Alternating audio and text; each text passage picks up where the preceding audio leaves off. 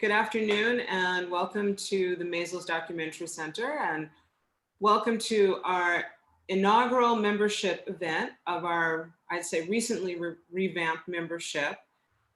For those of you who are not familiar with the center, we are a nonprofit. Generally, when we're not in the virtual world, we're located in Harlem. We're dedicated to the teaching of documentary filmmaking and the exhibiting of documentary films. The center was started in 2005 by Albert Maysles and his wife, Jillian Walker. And for that reason, I would say that this is a particularly special experience today, panel for a special series. GIMME 50 is both a celebration of the 50th anniversary of the Maysles brothers' masterful work, GIMME SHELTER, and it is also this wonderful opportunity that we're able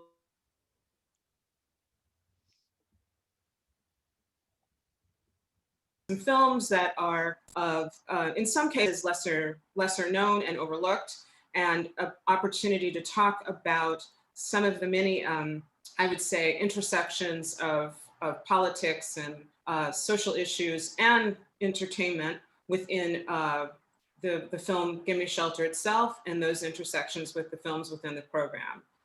The series that you'll be seeing, or you have already seen, and the panel today is hosted by Inney Prakash. Inney is one of our really wonderful programmers here. He is also a graduate of Wayne State University, an associate programmer of the Aspen Short Fest, and Shorts program director of Free Film Festival.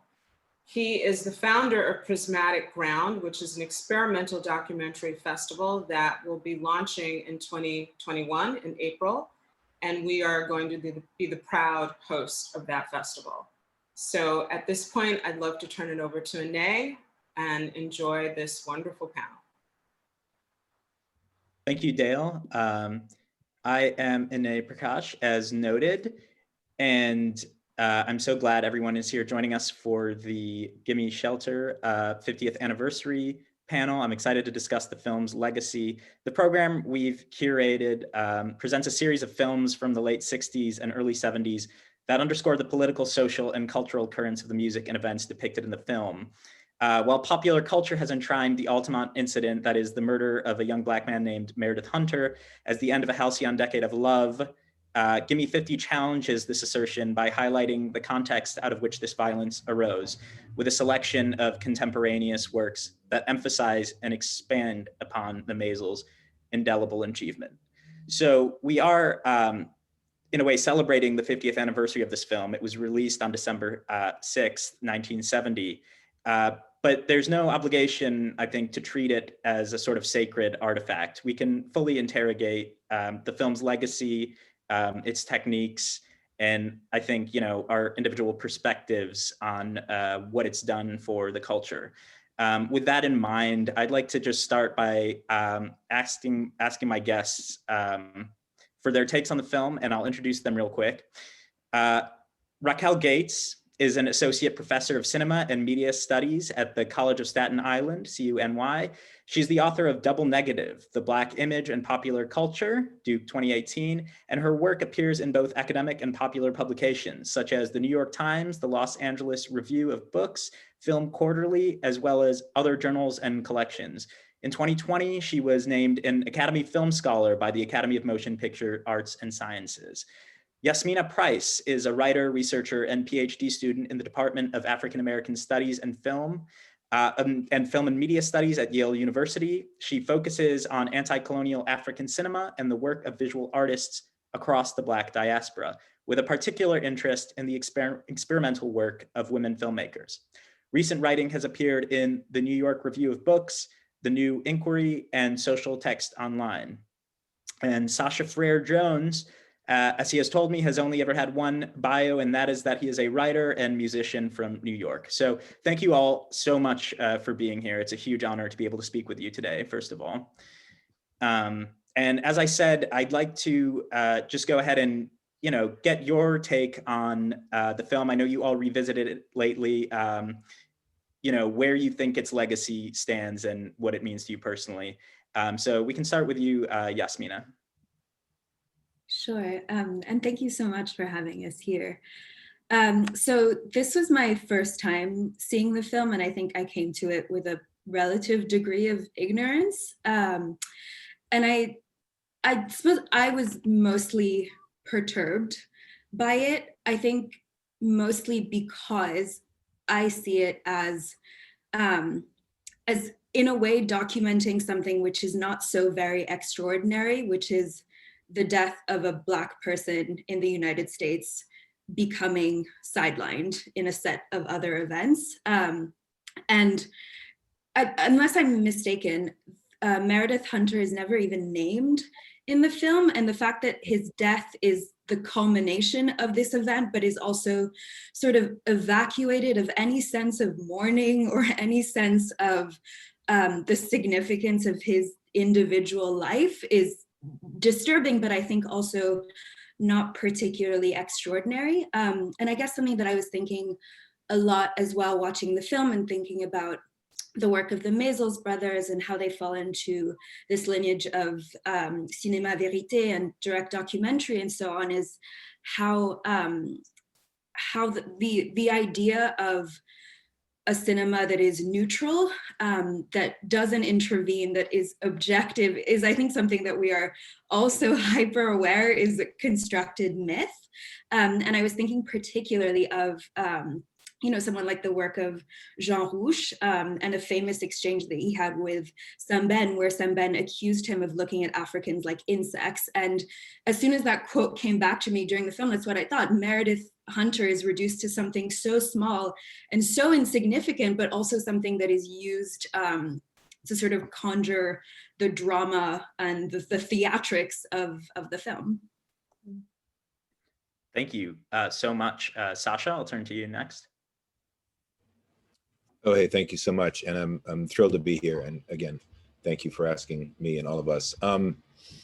I came to this film, I saw it as a kid, but I don't really remember what I thought about it then. I ended up involved because Bill Owens, who took some photographs of Altamont, his publishing company asked me to write the introduction to a book called Altamont. And in the process of that, I ended up talking to Greil Marcus, who was there, and to Jill Sullivan and Saul Austerlitz, who wrote books about Altamont.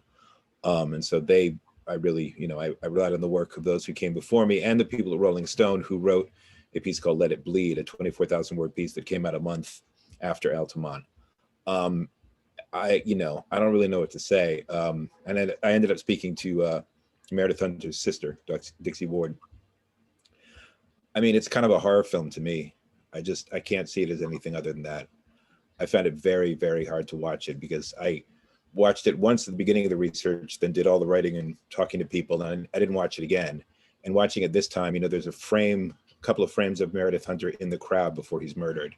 And there's just like this sweet kid in this green suit with this black ruffled shirt, and he just looks like this. It's hard. It's just hard. And writing the piece, I definitely got caught up in sort of a blame game internally, like who did I blame? Not that that matters, but trying to figure out what happened. And there's so many different ways in which people failed each other morally. It's very hard for me to listen to the Rolling Stones. I just like the callousness throughout the movie, even when Mick is reacting to Tina Turner. And she kills it, and all he can say is, "It's nice to have a chick sometimes." I was like, it's like when he reacts to Mary Clayton in that other movie, I think the 50 Feet from Frame movie. Anyway, but there are things about the movie that are obviously quite valuable, but that's a whole story to get into about who did what, or didn't do. But anyway, good footage. Yeah. Thanks, Sasha. Racquel? Yeah. So like Yasmina, I had actually not seen this before. I mean, I think I've seen it like in bits and pieces, but I hadn't ever like sort of just sat down and really like attentively viewed it before. And I was really struck by how unnerving it is. And I like the description, Sasha, of it as a horror film. there's this, and let me back up again. One of the things that struck me is I started wondering as I was watching it, how the engagement is different for different types of viewers. And so what I mean is, for me, you know, as a Black woman watching this, I already have my feelings about like the Hells Angels presence, right? And everything I know about kind of like motorcycle clubs and and what their politics are and what their actions are. And, you know, there are the moments where you see like these crowd scenes, but you know, it's like me like picking out, like I know exactly which frame you're talking about, Sasha, with Meredith Hunter, where you're like, oh, what's that Black guy doing there? You know, and like in that sense of dread that you have, I think if you you know, just kind of knowing the racial politics of this country. And so for me, there was just this sense of foreboding throughout the entirety, you know, of my viewing. And I think there's kind of a larger, you know, sort of thing to think about here of how we each sort of enter a viewing experience in a really different way. And I liked Yasmina's point about the way that Meredith Hunter's like, that he's just like his humanity is evacuated from this narrative. But I also think that there's something about the distinction between foreground and background in this film. And I'm thinking a lot about something that filmmaker Kevin Jerome Everson said, which is that for him, the background is always more interesting than the foreground. And so I was thinking as I was watching, like, oh, I guess there are people who are really looking at the Rolling Stones footage, right? Whereas I'm like watching and scanning the crowd and noticing these moments, you know, where I'm watching the Hells Angels kind of sort, you know, like amp up, right? And in the way that they're dealing with like people of color in the crowd and all of that, right? So it's dense, which feels like a cop-out answer, but you know, that's sort of my takeaway. Thanks, Racquel. It is incredibly dense. There's a lot happening that creates a sort of foreboding atmosphere off the bat, you know, just people freaking out in the crowd. There's a guy freaking out on acid, generally just disturbing behavior.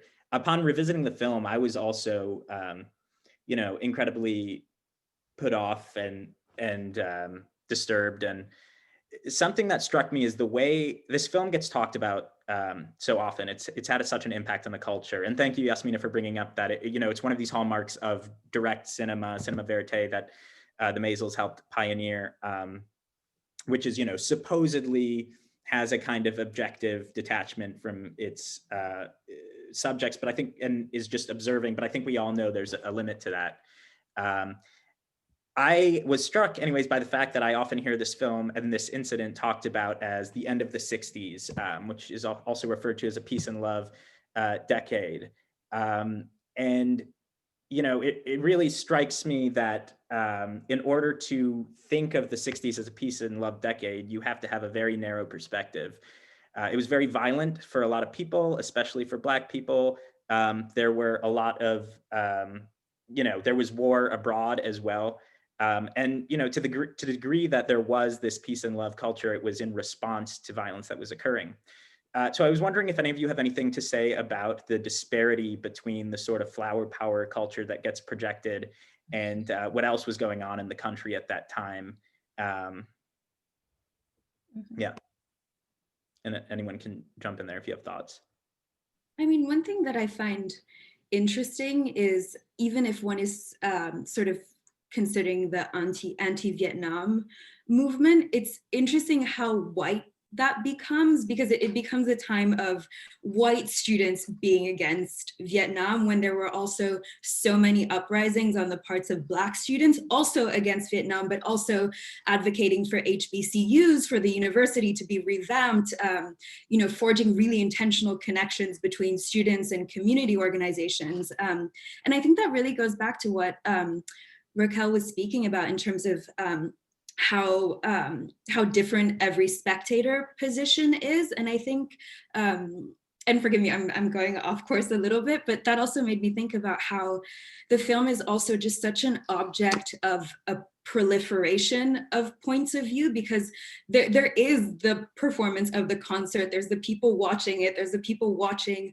the concert goers, there's Mick and Charlie watching the footage, there's the Maysles brothers presumably there in the editing room with them, watching them watch the footage that we are also watching, and just like all these sort of paratexts of performance, which I think also kind of go to that point of like a historical narrative and a historical hierarchy of, you know, what the main event of the 60s was. And obviously, depending on who you are in a particular geopolitical context, that's a vastly different quantity.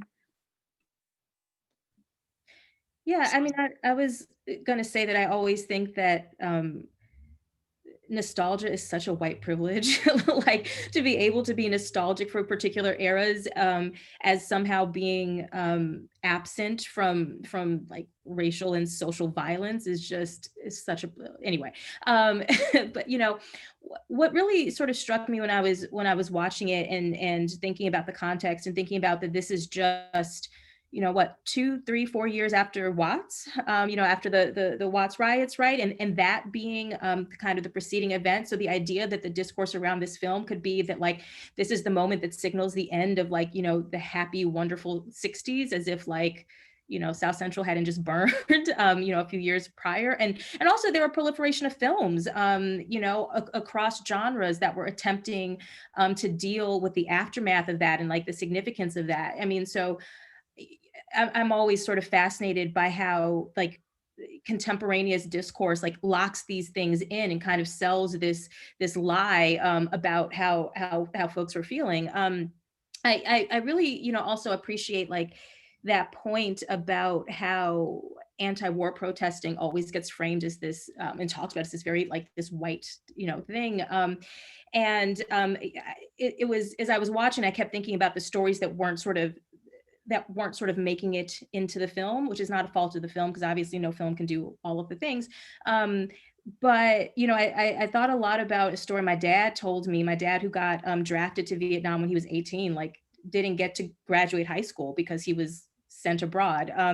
And coming back, you know, as a young man who had now gone through this incredibly traumatic experience, and being spat on by white anti-war protesters, you know, and that being his return to this country. And even today, he talks with such, you know, I made a joke at some point about like flower children, and he got really angry. He's like, those are the, you know, those are the folks who gave me a hug when I came back from this experience, right? And so I say that because I think that whenever we're talking about historical events, it's like Black folks, that's the asterisk, because it's just it's a different lens, it's a different experience. And in some ways it overlaps with dominant discourse, but it also complicates, challenges, you know, and unravels it too. Thank you. Sasha, you, in your writings about the film, have noted that you have spoken to members of Meredith Hunter's family, and I wonder what that experience was like and what their perspective on the way his legacy has been treated is.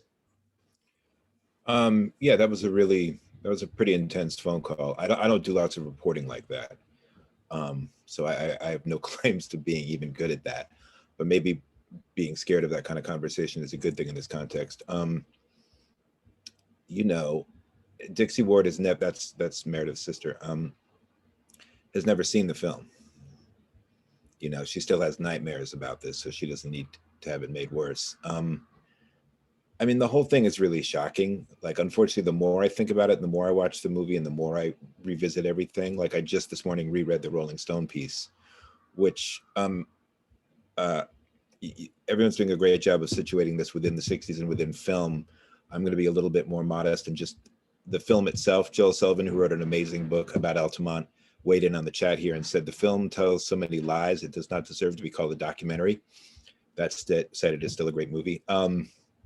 I'll agree with the first statement. I mean, within the film itself, there are so many lies. The Rolling Stone piece quotes someone who was working with David Maysles at the time, who was shooting someone backstage who was naked and I guess was a little bit funny looking. And apparently David said, don't shoot that. We only want beautiful things. And the younger camera operator said, everything here is so ugly. What do you mean? And I think the film does present that, but of course it chooses, Yasmina was talking about, you know, the myth of any kind of objectivity. You know, you choose to shoot things, you edit things, lots of editing. And so I don't know what footage they got, but interesting story about Bill Owens, who has an entire book called Altamont. You may be surprised when you pick up the book to find that it stops before nightfall, because he found the violence at 2 p.m. so off-putting that he left. The Grateful Dead, who very much were the people who gave the Stones the Angels, they left. They're not in the movie. People talk about, is Mick Jagger responsible? Like, the Grateful Dead may be more responsible than anybody, honestly, for getting the Angels into the room. Of course, Alan Pissarro is the one who killed Meredith Hunter, not Jerry Garcia. But you know what I mean? Like, there's so many things that were probably on film that are not in this film, because Mick Jagger, who I don't know who owns the film now, but in the Rolling Stone piece, Alan Klein says the Stones own this film. The Maysles were hired to shoot it and put it together. It's a Stones film, and Mick needed a big finish for his film, as Joel said in his book. And I think that needs to be kept in mind, that people wanted a movie to be made more than they wanted to figure out what had gone wrong. And that kind of just blows my mind every time I watch it. And you think about how much footage of the Hells Angels were punching people in the bands. They knocked out Marty Balin. They stabbed Stephen Stills. Like, what the heck? Like, the fact that it got to its conclusion is astonishing. The fact that someone didn't just say, like, stop, everyone go home. It's not worth it. But Mick wanted a movie. And so, and I think that's something I think about every time I watch it. It's my understanding, I don't know for sure, but it's my understanding that the Stones aren't the biggest fans of the movie, but I'm not 100% on that. So I certainly don't, I think that's valid. And, lest we think that this film was praised immediately upon its release, it's worth noting that in his New York Times review, Vincent Canby was pretty relentless about his criticism. He was very critical of the fact that the death was filmed and shown, and called it opportunism on the part of the filmmakers, suggested that they probably thought it was a lucky thing that they caught it. To which the Maysles and Zwerin wrote a response that they thought that itself was incredibly cynical. And I wonder, just because it has so much sort of contemporary valence, I guess I can direct this question to you, Yasmina. What do you think about the very fact of capturing a death on film and what that signifies, and whether that is inherently exploitative or has any potential as a catalyst for change or documenting reality? Do you have any thoughts on that? Yeah, I do. I suppose it's hard for me now to not think of it in contemporary terms, in terms of the capture of Black death through various visual media. And I think what's really been horrifying about that, apart from the obvious, is the fact that there still seems to be this sustained idea that if people see the brutality enough, they will act differently. And I don't know what it'll take to show that there has been so much documentation of death and suffering, and it doesn't really do anything. I think if anything, it sort of ends up sort of naturalizing and neutralizing our ability to see these things and sort of metabolize them, but not really have that enter into a sort of active political urgency to change the circumstances which allow for those deaths to happen. And yeah, I don't know. I think it's definitely partially a moral question, and I don't know, because at the end of the day, there is someone there with a camera and someone else dies, and the person could potentially have dropped their camera and done something, which obviously, that's sort of a fictive scenario that could go in all sorts of different directions. But I think fundamentally, I don't think that the camera is a neutral device. So from the moment that it's present, it's already changing the field. And yeah, I apologize. That's not really a resolute answer in any direction. No, that's wonderful, though. Thank you. And it's worth noting that despite the existence of the footage, the Hells Angel who murdered Meredith Hunter was acquitted in a trial, which I believe the footage was used in, though I may be mistaken about that. And Racquel, you've written a lot about Black cultural representation. And while coming up with the series, I was thinking a lot about the fact that it is sort of startling to see Meredith Hunter in that crowd to begin with. It is a very white crowd. And so I thought a lot about what it means to be Black within a very homogenous white counterculture. And there are a couple films I put in the series that deal with that. There's one called Portrait of Jason by Shirley Clark, and a couple films by Ed Owens, who is a Black experimental filmmaker on the very white New York avant-garde scene. And I wonder if that's something you've given thought to, just sort of the exchange that happens with being a minority, so to say, in a very homogenous counterculture. Yeah, I mean, when I spotted him in the crowd and I was like, Black dude, what are you doing there? Not from a sense of like, you're out there, like you're not supposed to be listening to white music, but in this very real sense of like, of dread and the sense of threat that I always experience in, predominantly white settings, whether it's kind of a potential physical violence or, some other type of microaggression. Yeah, I think, and I want to sort of tie that back into also what Yasmina was just talking about, because the thing about seeing him on camera is that he's not, there's so much of a focus on the death that he's rendered inhuman. This isn't about a human being, because it's not about a life, right?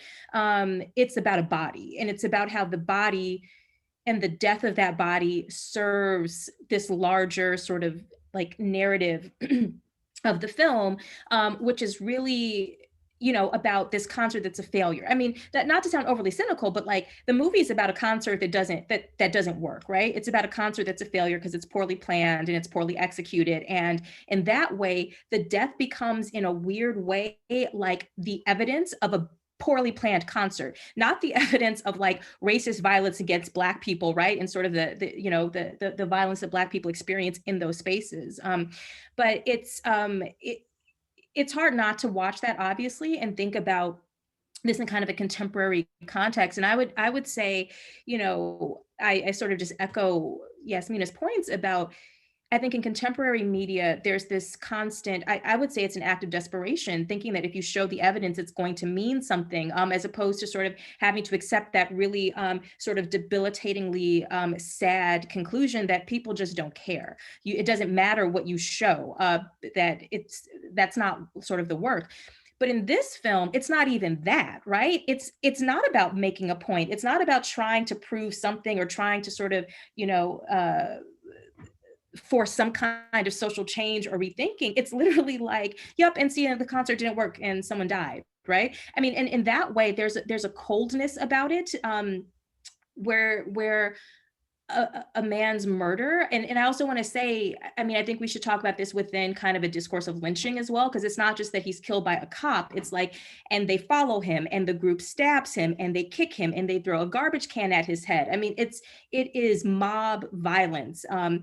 And for that to be kind of like the subplot of a poorly planned concert, that framing in and of itself feels incredibly violent. Like I said, sort of at the beginning of this answer, I think that there is such a sense of dread. And one of the things that I'm always sort of interested in is that we don't talk about that enough, I think, in sort of contemporary discourse. We talk about, there's this kind of, I hate when people say like, oh, I got criticized for wanting to do like white stuff, right? But like, no, there's like a violence in those white spaces. You sort of, I mean, we've seen this, we've seen tons of news stories about, there was a Black woman who went to this all adult sleepover, one Black woman in a group of white adults, and she's murdered, right? And nobody knows what happened, or Black family tries to go camping and the entire town is like stalking them and trying to murder. I mean, this is what happens to Black people in white spaces.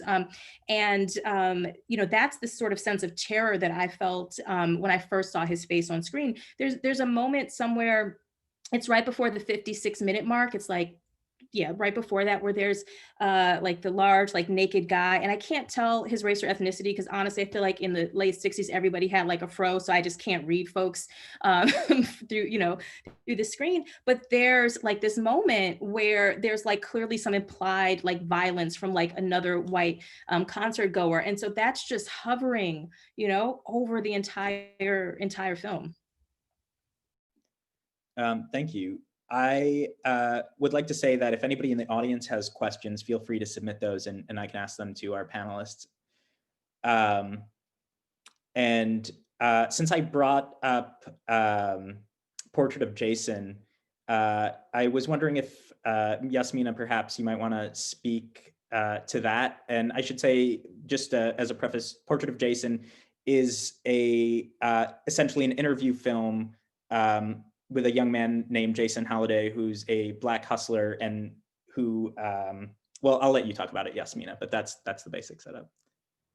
Yeah, I actually thought about that film when you were speaking, Sasha, and you were sort of starting down that line of, what people are willing to do to get good theater, to get a good performance. And I think what's really striking with that film is, so it is this sort of one man performance of a Black hustler, and the filmmaker is Shirley Clarke, a white woman, and throughout the film, she and her on and off partner sort of goad Jason a little bit. And I think it's a really fraught text because you sort of can't really tell who's hustling whom, because Jason is just such an extraordinary, extravagant performer. And, he's really gregarious and sort of fun and singing at the beginning of the film, and then sort of disintegrates into something, much darker and weepier. And it's hard to tell if they're forcing that performance and unmasking him, or if he's just sort of switching gears. But what I was thinking about with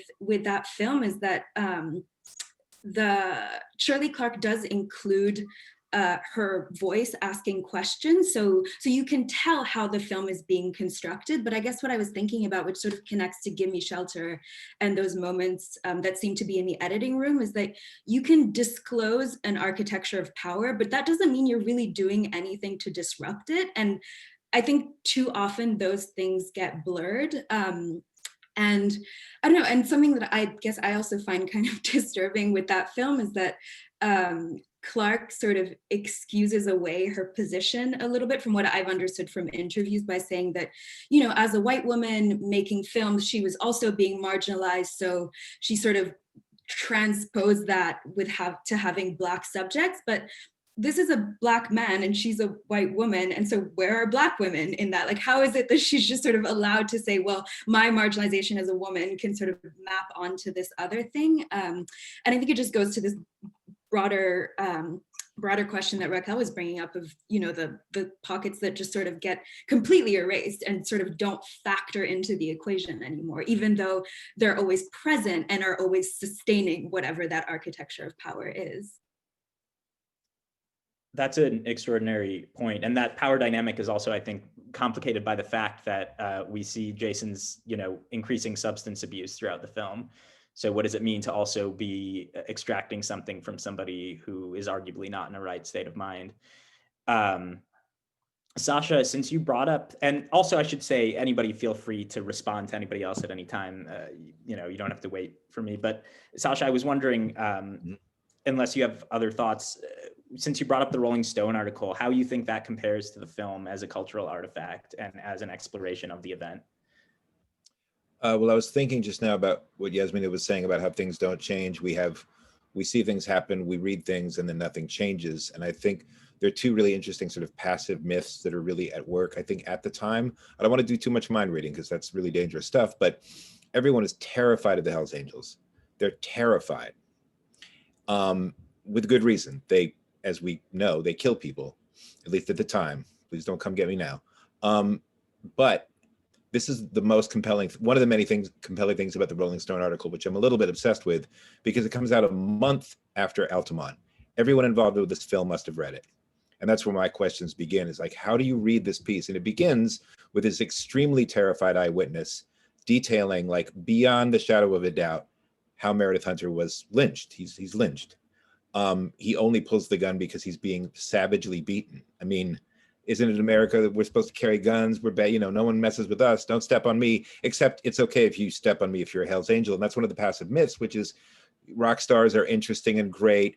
You know, David Crosby in this article describes the Hell's Angels as having a code, as if that's like a thing. Like, it's okay if you have an organized violent thing and there's a code and you establish yourself as a motorcycle gang, then, you know, it's up to everyone else. Like, well, that's just the Angels. That's just the Stones being the Stones. I mean, I don't know if I can curse here, but it makes me want to curse. So everyone involved in the film would have read this explicit, it's a great piece of reporting. It opens, boom, with him saying, they grabbed this guy. I think that might be the first line. Like, it's clear that the Hells Angels murdered this man. There is no, and they describe the wounds in great detail. Like, how you read this, and then you're like, well, got to finish the film. That's, I get stuck there. I'm like a, my record is broken. My record has a skip there. I'm like, what? You finished the film. You read that and you're like, well, Mick needs his movie. I guess I'm stranded in mid 1970 and I want to ask everyone, what the fuck is wrong with you? Like, it's not like, oh gosh, I wish we knew what happened. We know what happened. And then we made the movie. Like, at that point, I just feel like, ah, Christ. And remember, there was this myth at the time, like, he had a gun, he might have shot Jagger. The Rolling Stones sent Dixie Ward $10,000. Now, I don't think Yoko sent Mark David Chapman $10,000. You know what I'm saying? Like, they didn't really believe Meredith Hunter was doing anything wrong. That is my mind reading of this situation, okay? They paid $10,000 to Meredith Hunter's family. So they knew. And they left it there, never a public statement from anyone. And a lot of these people are still alive. The Hells Angels are all dead. They don't live long. The Rolling Stones magically, weirdly, terrifyingly are all still alive.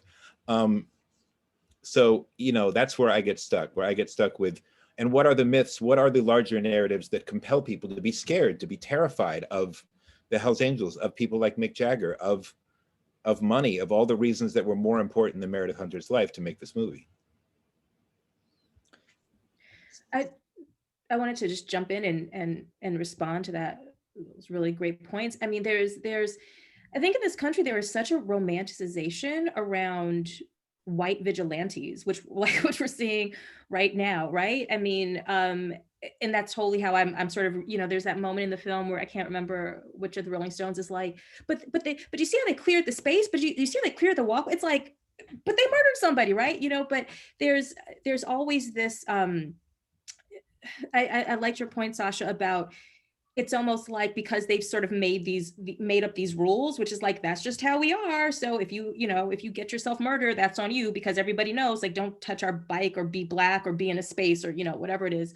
But I also, when you were talking, I was just thinking a lot about whose virtue gets protected here. Like, to your point of the questions you're sort of asking, which is, how do you make this film? This isn't like a real question, by the way, but like, how do you make this film if you're not trying to take down the Rolling Stones, right? And what you do is you kind of have this death with nobody really responsible, right? And you have this death, which is sort of throwing into question, well, was he going to shoot something? Well, he had a gun. We'll do a freeze. You know, you raise all of those questions, and it's, you know, it's like that classic throwing a rock and hiding your hand, right? Where there's just sort of just enough doubt, which can then be sort of, you know, tied into sort of existing social discourses about how Black men are and aggressive and violent and this, that, and the other, just enough that the Rolling Stones, whether they like the movie or not, I mean, they are not directly indicted, I would say, in this film. And it, you know, when you were talking, I was just thinking about who gets sacrificed so that other people's virtue can stay intact, you know, as opposed to thinking about who's complicit here. And, you know, and you know, as you pointed out, I mean, the violence had been going on all day. The Grateful Dead leave, the singer Marty from sorry, which group? The Mamas and the Papas, like he gets like what, hit, stabbed, punched, something, right? By the Hells Angels, right? And so the idea that the show continues, is so, it's not even negligent. I mean, it's just so willfully ignorant of the clear impending violence. And it's so obvious what's going to happen, as you sort of make your way through the film. Just want to, off of what you said, Racquel, for anyone who hasn't seen the movie, and I do want to give the Maysles credit for capturing so much of the ugliness, but in terms of like, you're talking about whose virtue is protected or who's allowed to do what. One of possibly the most demented moment in this very demented movie is Sonny Barger calling in at the beginning and saying with full seriousness, like, if you love your bike more than anything in the world, how can you not defend your bike that you parked in an insane place to begin with? And it's one of those like the cop reports that like, well, suspect X ran into my shield, so what could I do? There's very much that what could I do energy about the Angels. It's like, well, you hired us, what did you think we were going to do? And there's like a tiny bit of logic to that argument, because truly, what was anyone doing hiring them? But nonetheless, like Sonny Barger's main argument for defending the Angels is like, well, our bikes were there, so you've got to avoid our bikes that we put there in front of the stage, which is just like, you're already in like the bad acid trip zone. So yeah, how exactly do they not all end up in jail? Not that jail's a good idea, but Another line I found demented early on is when one of the Angels is speaking. He says, we're not cops at all. No one has ever called us cops. And it's like, well, you're an organized group of mostly white men and you just lynched a Black man. Like, what else should I call you then? Because cops is honestly a pretty fitting term. And I think that also, because that shot is so striking and the Maysles are so intentional in honing in on, and the gun is so striking because it's against the green jacket that Meredith Hunter is wearing, and the sort of evidentiary nature of the photographic image. It's the evidence that you want it to be. It depends what narrative you plot it into, and you can extract it and make it mean all sorts of different things. But at the end of the day, capturing that footage of a Black man being lynched by a white mob, it can go in all sorts of directions. And it's worth noting too that for those who are unaware, the Hells Angels were hired to provide security at the event. So in terms of being cops, they were also, acting in the capacity of some kind of official authority, as mandated by the Stones management. A couple other films, I want to bring up in the series, something that, the idea of the Hells Angels vigilantism makes me think of is, it's that kind of white violence that made, in some ways, the Black Power movement necessary, and the arming of the Black Panthers, et cetera. There are a couple films in the series that show protests at Yale in support of the Black Panthers. And I was wondering if you could speak to those a little bit, Yasmina, because I know you have in the past, and sort of, the various dynamics that become introduced once you start to consider the Black Power movement in response to that kind of vigilantism.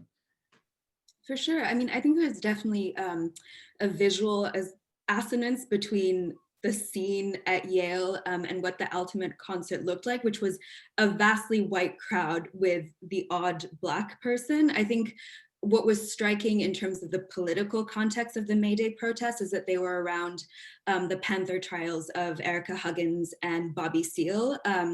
And there'd been sort of this fabricated trial around them, holding them responsible for an informant having been killed by the Panthers. Even though Bobby Seale was affiliated with the Boston chapter, Erica Huggins had only recently arrived to New Haven. I mean, it was logistically impossible.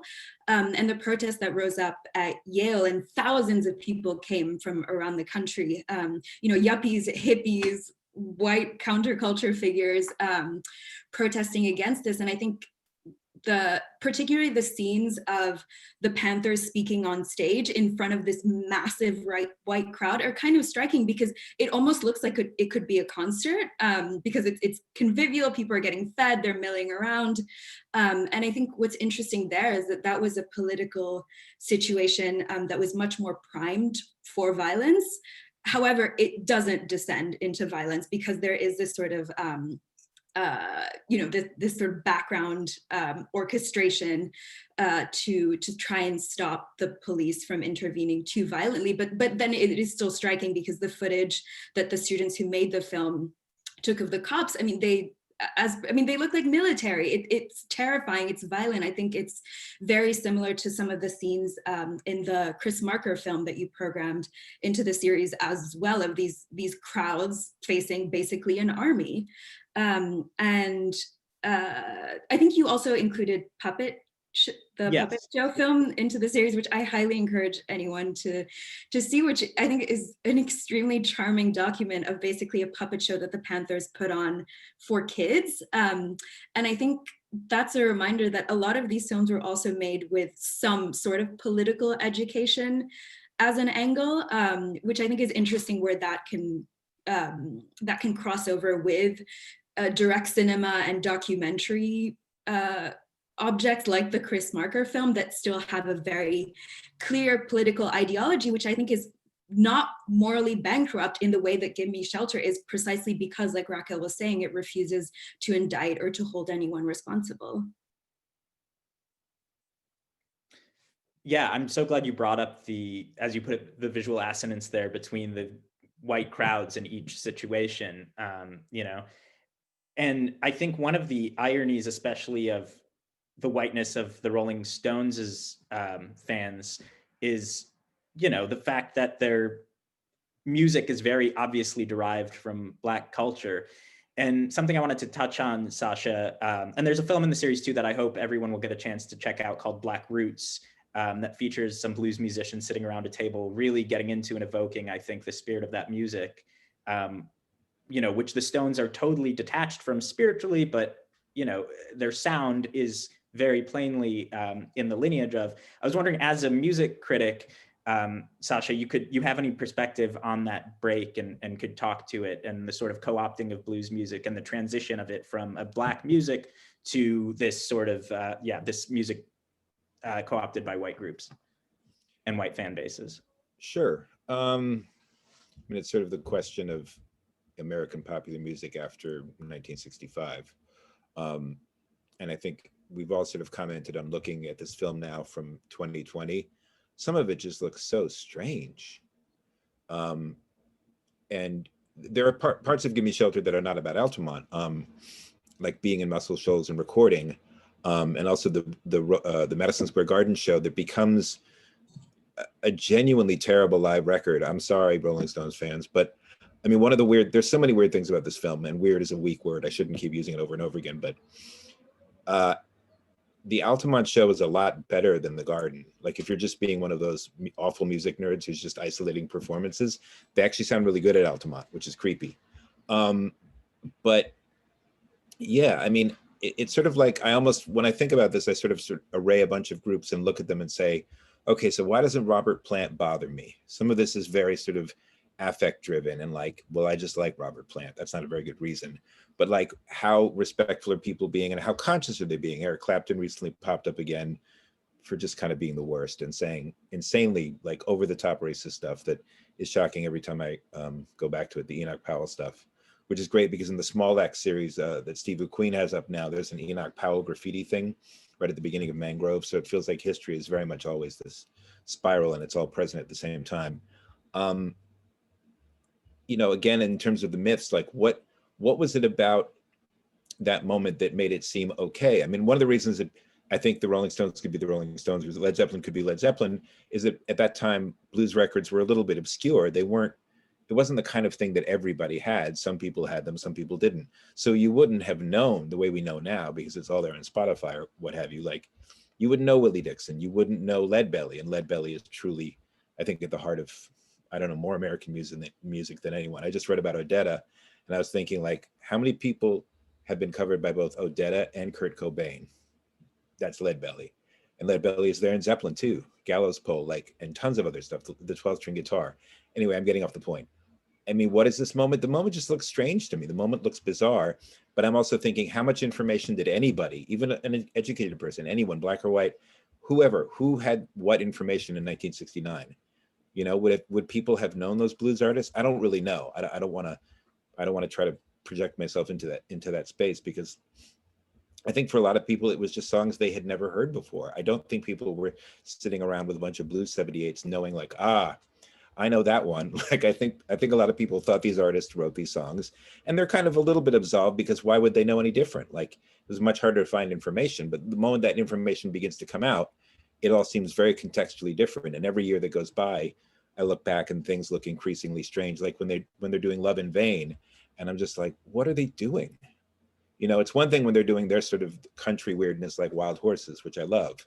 That's one thing. But then when they're just doing a straight blues and they're doing a terrible job. I mean, in the Madison Square Garden show is just bad. They're out of time. They're not even very energetic. It's not even that chaotic. And you're thinking like, why would somebody freak out for this music? And then, you know, Tina Turner comes out with Ike and they destroy that Otis song. And you're like, and all Mick can say is like, oh, well, sometimes you need a chick. It's like, no, man, sometimes you need a band, man. Like, what's wrong? It just all looks so uncanny. Like how did people not identify what was going on? And again, I think it's because I guess people didn't know. But if you told me that everybody knew who Muddy Waters was, then I don't know. Then it's just bad news. Thank you. We've got a few minutes left, and there's a note I'd like to end on, just because so much of what we've been talking about is dark and disturbing and brutal. One film I wanted to include in the series but was unable to for rights reasons is Wattstax.